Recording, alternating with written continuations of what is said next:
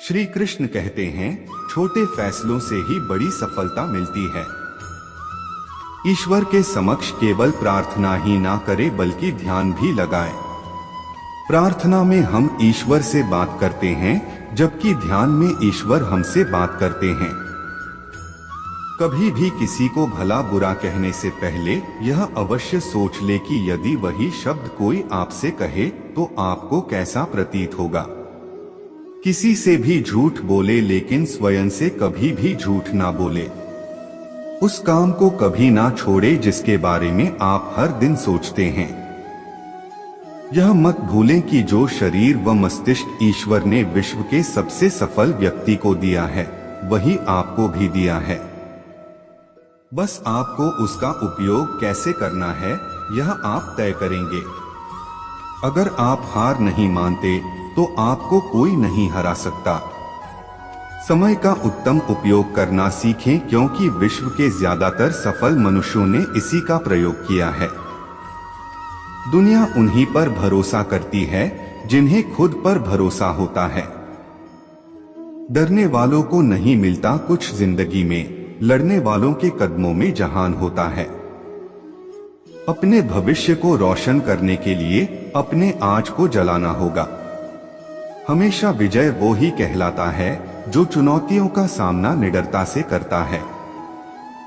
उसकी हार में भी जीत होगी जिसको जीत से ज्यादा मेहनत की लगन होगी।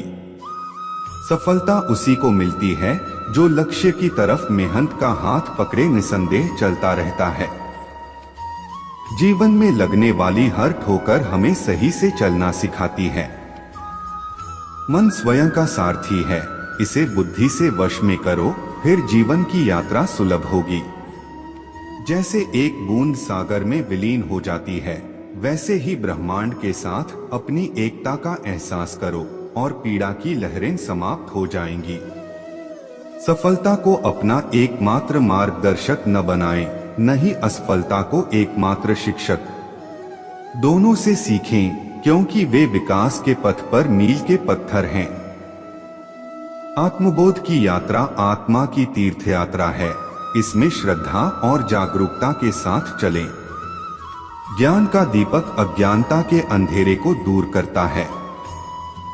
इसे जिज्ञासा से प्रज्वलित करें और इसे विनम्रता से ईंधन दें। सच्चा त्याग कर्तव्यों का परित्याग नहीं है, बल्कि उनके परिणामों के प्रति आसक्ति का परित्याग है। जिस प्रकार कमल गंदे पानी से बिना मैले उगता है, उसी प्रकार अपनी आत्मा से निष्कलंक होकर सांसारिक चुनौतियों से ऊपर उठें। भक्ति की सुगंध धूप की तरह हृदय में बनी रहती है। इसे परमात्मा को अर्पित करें और आपकी आत्मा को इसका माधुर्य मिल जाएगा। अतीत को जाने दो, यह अब मौजूद नहीं है। भविष्य को पकड़ो, यह अभी बाकी है।